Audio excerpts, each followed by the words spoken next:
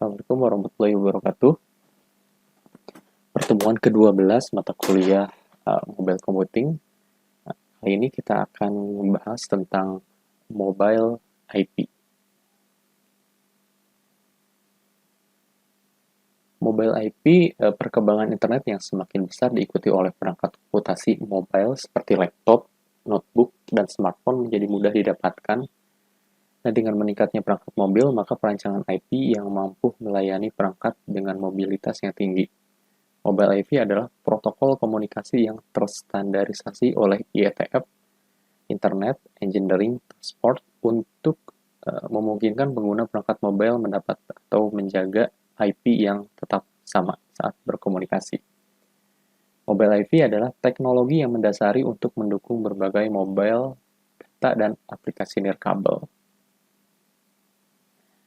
Jadi maksudnya adalah mobile IP ini adalah sebuah protokol yang distandarisasi oleh IETF, Internet Engineering Task Force, untuk bisa berkomunikasi antara perangkat seluler.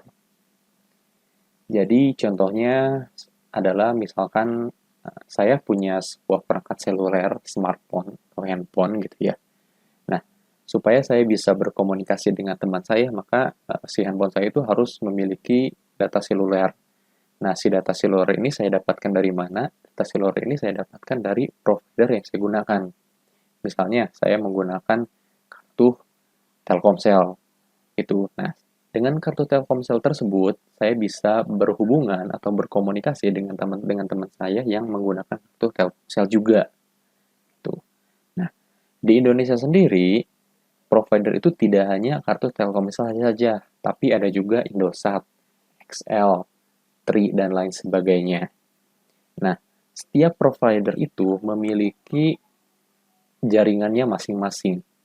Gitu. Nah, walaupun memiliki jaringannya masing-masing, saya tetap bisa menghubungi teman saya yang menggunakan jaringan Indosat ataupun XL. Nah, protokol yang terjadi, kenapa saya bisa berkomunikasi dengan provider lain? Nah, itu juga protokol yang digunakan adalah IP mobile ini, itu yang distandarisasi oleh IETF ini. Jadi mudahnya seperti itu, gitu ya. Nah, kalau lebih gamblangnya adalah mungkin saat kita menggunakan provider yang ada di Indonesia, terus suatu saat saya ingin bepergian gitu ya, saya ingin traveling ke luar negeri gitu. Misalnya saya pergi ke US gitu. Nah, di US kan berarti nggak ada sinyal Telkomsel kan ya, karena nggak ada provider Telkomsel di US itu, karena nggak ada yang pakai juga. Nah, berarti saya kan nggak bisa menggunakan jaringan Telkomsel di sana. Lalu, bagaimana supaya saya tetap bisa berhubungan dengan orang-orang yang ada di Indonesia? Nah, salah satu caranya, kalau dulu itu menggunakan data roaming. Gitu. Data roaming itu artinya kita menggunakan jaringan provider lain. Gitu. Misalnya saya di US traveling, pakai kartu Telkomsel. Cuman di US itu kan nggak ada provider Telkomsel. Nah, maka kita bisa menggunakan jaringan seluler yang ada di US. Jadi kita pinjam jaringan mereka untuk bisa berhubungan dengan orang-orang yang ada di Indonesia. Tapi kartunya tetap menggunakan kartu Telkomsel. Nah, itu disebut dengan roaming data. Cuman syaratnya memang kalau dalam dunia bisnis seperti itu harus ada kerjasama dulu antara provider Telkomsel dengan provider yang ada di US. Dan selain itu juga, roaming itu karena kita pinjam jaringan orang, biasanya data tagihannya itu akan sangat membengkak gitu, akan sangat mahal gitulah. Itu kalau menggunakan roaming. Itulah. Jadi untuk roaming itu berarti kita menggunakan jaringan orang lain. Nah, jaringan orang lain itu disebut dengan foreign agent atau foreign network. Itu. Nah, seperti itu ya, itu dinamakan dengan mobile IP. Nggak paham ya? Nah, kemudian di dalam mobile IP itu ada beberapa komponen yang sering didengar. Mungkin teman-teman kalau misalkan serius mendalami tentang ilmu mobile IP ini, nanti teman-teman akan sering mendengar apa itu mobile node, mobile agent, foreign agent, perawatan alamat atau care of address ya, dan correspondent node gitu. Nah, mobile node itu apa sih? Mobile node itu adalah perangkat yang mampu melakukan roaming jaringan. Node jenis ini sering berupa telepon seluler. Jadi mobile node ini bisa berbentuknya ya, komputer, laptop, atau smartphone, atau juga PDA gitu ya kalau dulu. Nah, smartphone, laptop yang teman-teman punya itu disebut dengan mobile node. Karena mobile node ini atau smartphone ini bisa melakukan roaming jaringan. Itu maka disebut dengan mobile node. Kemudian ada lagi yang dinamakan mobile agent. Mobile agent adalah router pada jaringan rumah atau home network yang berfungsi sebagai titik untuk komunikasi dengan mobile node. Maksud mobile agent ini gini. Di sini kan saya menggunakan provider Telkomsel. Nah, saat saya ingin menelpon teman saya juga gitu ya, yang menggunakan Telkomsel juga, misalkan, kan itu tidak langsung masuk ke telepon teman saya yang saya hubungi, tapi pasti masuk dulu ke Telkomselnya. Nah, masuk ke Telkomselnya, itu masuk ke router yang Telkomsel punya. Nah, router yang Telkomsel punya itu dinamakan dengan mobile agent. Gitu. Jadi nanti baru diteruskan ke teman saya. Kayak gitu. Itu dinamakan dengan mobile agent. Terus kalau misalkan saya ingin telepon teman saya yang menggunakan provider Indosat, maka mobil node yang saya punya atau smartphone yang saya punya itu akan diteruskan ke mobil agen atau router yang Telkomsel. Nah, nanti si mobil agen atau router Telkomsel itu akan ngecek ini masih di jaringan yang sama atau enggak. Oh, apakah masih di jaringan Telkomsel atau tidak? Oh, ternyata enggak di jaringan Telkomsel, tapi di provider lain. Maka, nanti si router atau mobil agen ini akan meneruskan ke jaringan yang di luar eh, home network-nya atau jaringan rumahnya gitu. Jadi router ini yang mengatur lalu lintas, meneruskan hubungan komunikasi itu dinamakan dengan mobile agent. Lalu ada foreign agent. Nah, foreign agent juga sama, masih router, cuman router ini berada di jaringan yang berbeda gitu. Nah, saya kan menggunakan Telkomsel dan saya punya di Telkomsel punya router. Nah, karena kita sama-sama Telkomsel, jadi router yang dimiliki Telkomsel itu dinamakan dengan mobile agent. Nah, teman saya itu menggunakan Indosat gitu. Karena saya tidak menggunakan Indosat dan Indosat juga punya router sendiri, maka saya nyebutnya router yang dimiliki Indosat adalah foreign agent gitu. Karena beda jaringan.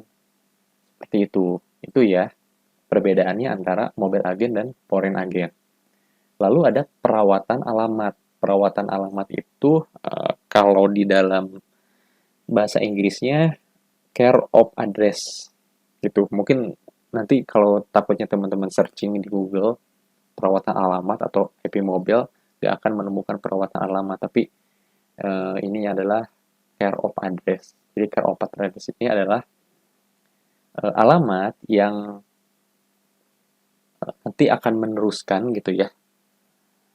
Kalau di sini pengertian pemutusan titik terowongan menuju mobile node ketika tidak berada dalam jaringan asal. Jadi saat tadi saya melakukan roaming ke jaringan yang berbeda, pinjam jaringan itu akan ada yang namanya tunneling. Itu tunneling itu nanti meneruskan dari smartphone saya ke smartphone teman saya yang berbeda jaringan. Nah, saat proses tunneling itu kita menggunakan perawatan alamat ini atau care of address ini untuk tetap terhubung dengan di dalam jaringan tanpa si jaringannya terputus gitu, walaupun kita berbeda jaringan gitu ya, berbeda network, tapi dengan adanya perawatan alamat ini atau care of address ini, maka kita akan tetap terhubung ke dalam jaringan tersebut gitu. Itu dinamakan dengan care of address atau perawatan alamat. Nah, kemudian ada lagi yang dinamakan dengan correspondent node. Correspondent node itu adalah ini itu apa seperti ya telepon yang kita punya gitu. Jadi eh, setiap pengguna gitu ya, pelanggan dari Telkomsel itu kan memiliki memiliki kartu prabayarnya masing-masing. Nah, itu dinamakan dengan correspondent node. Jadi yang menggunakan jaringan tersebut, itu dinamakan dengan correspondent node. Jadi si correspondent itu misalkan Telkomsel menggunakan nanti akan apa namanya mempromosikan atau menjual kartu-kartu prabayarnya. Nah, orang-orang yang belinya itu menjadi correspondent node. Jadi dia bisa menggunakan jaringan yang ada di Telkomsel gitu. Itu dinamakan dengan correspondent node. Gitu ya. Jadi tadi ada beberapa komponennya, ada mobile node, ada mobile agent, foreign agent, perawatan alamat, dan correspondent node. Lalu cara kerja mobile IP itu ada 3. Ada yang pertama agent discovery, yang kedua adalah registrasi, dan yang ketiga adalah tunneling. Nah, saat kita atau si agen koresponden gitu ya akan mengirimkan paket data kepada koresponden yang lain, maka si permintaan tersebut akan dikirimkan ke home agent. Nah, nanti si home agent itu akan menentukan apakah tujuan dari paket data yang akan dikirimkan oleh koresponden ini berada di dalam satu jaringan atau tidak. Jika berada di dalam satu jaringan, maka si paket tersebut akan langsung dikirimkan ke si koresponden yang lainnya gitu. Tapi jika ternyata si paket data ini akan dikirimkan ke luar jaringan, maka si home agent akan mengirimkan paket data ini ke foreign agent. Gitu. Nanti di sana ada protokol yang digunakan yang dinamakan dengan IRDP atau ICMP Router Discovery Protocol seperti itu.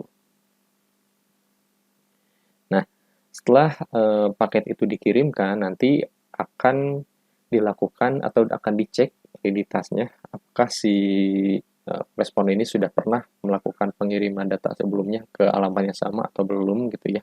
Kalau misalkan sudah, nanti akan dilakukan care of address acquired from agent, artinya foreign agent yang memiliki hubungan terbuka dengan jaringan asing yang dikunjungi mobile node itu akan langsung membagikan alamatnya ke si korespondennya. Tapi jika belum, maka nanti akan dilakukan registrasi dulu. Gitu. Nah, tapi registrasi dulu itu adalah proses untuk supaya si paket data ini akan mendapatkan identitas. Itu dengan menggunakan care of address yang tadi, sehingga saat nanti akan melakukan komunikasi lagi lebih mudah seperti itu. Jadi setelah registrasi si home agent maupun foreign agent itu akan memberikan identitas kepada paket data itu untuk supaya paket datanya bisa dikenali gitu ya. Contohnya seperti network access identifier gitu. Nah, teman-teman bisa dibaca ya untuk kelengkapan prosesnya sendiri seperti apa, itu bisa dibaca di slide-nya seperti ini. Ini sudah dijelaskan secara lengkap, cuma saya akan mencoba menjelaskan secara rangkuman saja supaya lebih mudah dipahami. Itu.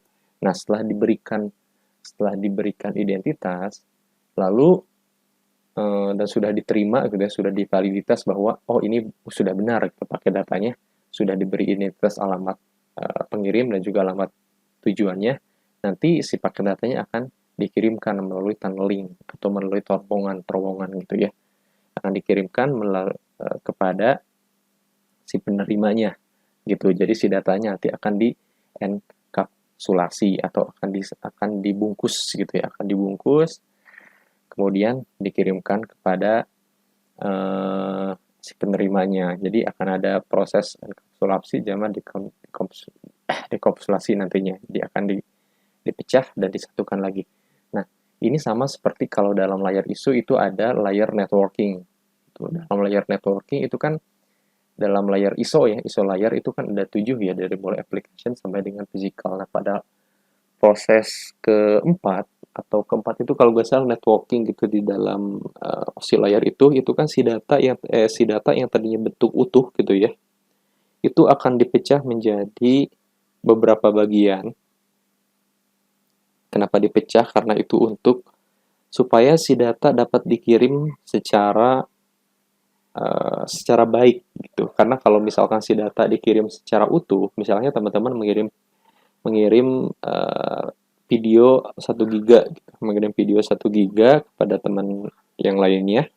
Nah, maka si data itu tidak akan dikirim secara utuh 1 GB, tapi saat pemrosesannya nanti akan dipecah dulu tuh pada networking layer dalam OSI layer. Nah, ini juga pada proses registrasi dan tunneling ini juga akan seperti network layer tadi. Jadi si datanya akan dipecah dulu, diberikan label gitu ya, diberikan identitas. Nanti baru si datanya akan dikirimkan dalam bentuk paket per paket ke si penerima.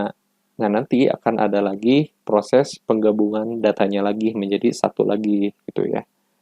Berdasarkan label-labelnya tadi untuk disusun ulang. Itu baru si datanya bisa dipaket secara utuh oleh penerima. Nah, itu adalah proses di dalam OSI layer. Nah, itu hampir sama dengan proses discovery, registry, dan juga tunneling ini. Gitu. Nah, untuk lebih jelasnya teman-teman bisa dibaca atau bisa dilihat di website Cisco. Nah, di sini sudah dijelaskan nih tentang mobile IP ini dari overview-nya, kemudian di sini ada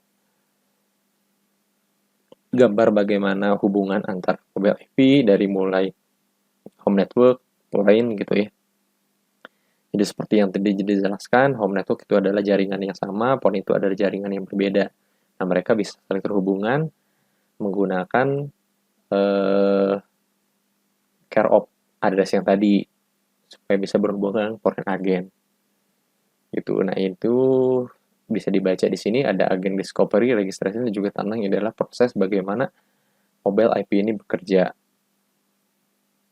Nah, ini dijelaskan ya di sini juga, teman-teman bisa dicek, bisa dibaca.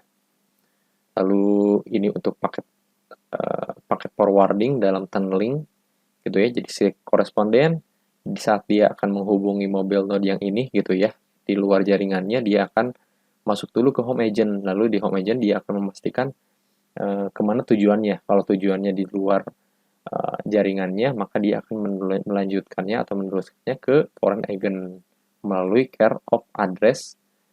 Nah, maka nanti akan dilanjutkan lagi, lalu dibalikkan lagi si data. Seperti itu. Itu adalah proses bagaimana berjalannya IP mobil di dalam protokol IP mobile ini.